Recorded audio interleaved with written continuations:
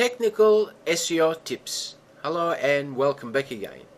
Let's get right into it and let's see how we can better improve our website. As I've shown you in the SEO tools video session, this particular tool will actually check for broken links, so therefore you should 100% utilize a method to check for broken links on your website, because Google really dislikes broken links, and our job as website owners and website optimizers, we want to make sure that Google can actually crawl our website, and when it does, it doesn't face any errors and so on. Okay, so broken links, triple check your broken links. If you find any, fix them. So what else can we do? We should strongly consider using HTML5. Okay, although it may not be a Google ranking factor, HTML5 will allow you to create better website structure, because as you can see, we've got new web page elements in HTML5. Okay, but once again, although it's not a necessity for ranking, nonetheless, you want to think long term. Why not utilize it and stay up to date? Okay. Now, with your hyperlinks, what you can do is you can create a title attribute, okay, to further give information relating to the link that you have, particularly in your own navigation structure. Okay, so from the front end it may look like this, but because we can include title attributes, then why don't we do that? So I strongly encourage you to utilize it. Also, it is actually not necessary, meaning you may use relative URL, or you may give the absolute path for your links within your site, right? Either way, just stick to one of them. It makes no difference which one, but it is much more efficient to utilize the one version and stick to that. Okay, so that's important as well.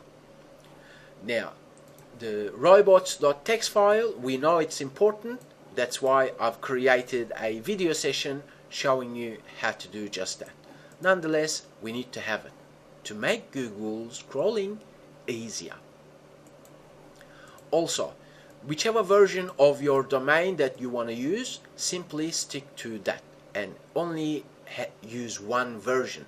As in, if you are using the one with www portion of it, then use that and redirect the other one to that one, or vice versa. Okay, and also your internal links then must stick to the version that you're using. I've got the video session showing you how to do that redirection. Now, sitemaps are important. We know this, okay? Especially if you're creating your landing pages consistently, meaning you update your website, you have new landing pages. Sitemaps are a great way to let Google quickly understand the URL structure of your entire website.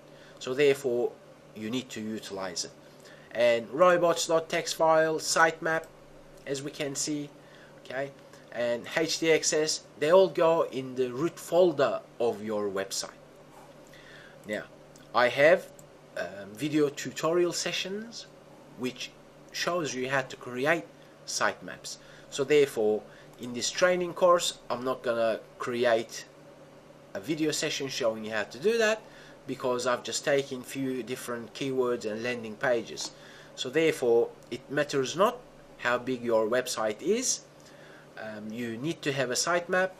Whether you're using content management systems, you'll have many plugins that allow you to create a sitemap, dynamically perhaps. Okay, so either way, for us to utilize Google Webmaster Tools, we need to add a sitemap and verify our website as well.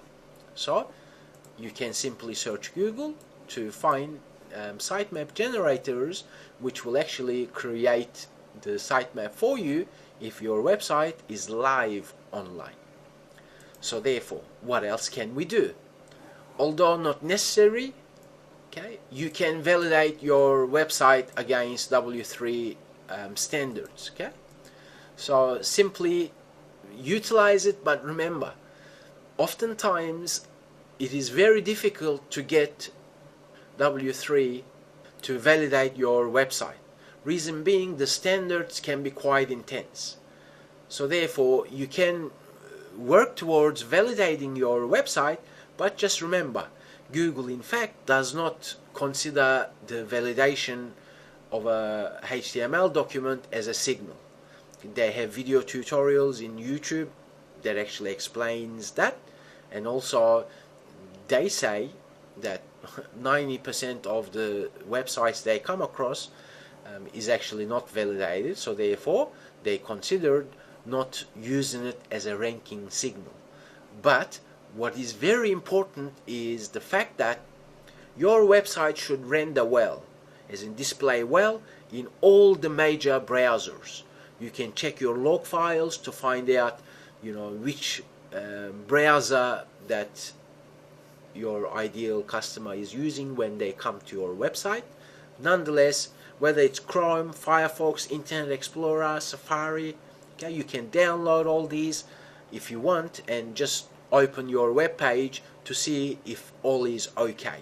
Okay, and because we know that Google's trying to mimic the actual visitor to your website, so therefore it can work things out. And if your site surely doesn't render well, then the bounce rate of your website will increase, so it will be a terrible user experience. And at the end of the day, we know that we want to create our landing pages for people.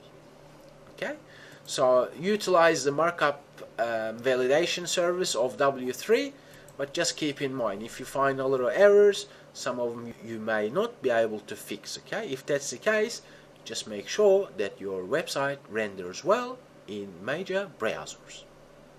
Now, page speed is a help for webmasters. Okay, it's made by Google. Basically, you can utilize it to see, how your website loads, as in the timing of it. Okay, just remember, you're not going to be able to have a lightning speed loading web pages. Okay, it will depend on your online industry. That is why we've utilized customer profiling. Okay, reason being, when you do that, you actually know where your target audience is located, and doing so may give you insights as to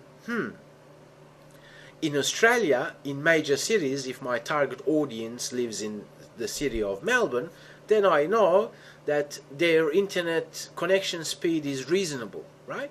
But what if my target audience was perhaps farmers in the country? And we know as Australians that internet speed connection for the country citizens, okay, citizens live in the countryside of Australia, we know that they actually have terrible connection speeds, right? So if that's the case, then fast loading landing pages then become very important, and then you can further dive into it to reduce your image sizes, perhaps reevaluate the necessity elements of your web pages and so on. Okay, at the end of the day, what I'm trying to tell you is the methods that this particular tool makes available can be quite intense, and you kind of need to learn a lot of different aspects of SEO and HTML and so on. Okay, so nonetheless, make sure that your website and landing pages load in reasonable amount of time. Okay, so one more thing before we close up is custom error pages. Okay, they provide a better user experience. Okay, and Google Webmaster Guidelines actually suggest to us to create one. Okay, so therefore utilize 404 page not found pages. Okay, easy to create. If you're using content management systems, there are great plugins where you can simply plug the plugin and create custom 404 pages for your visitors. I thank you very much for learning with me. Let's continue learning, because in the next video session I'm going to show you how to properly optimize your images. And for me to do that, I'll talk to you in the next video session.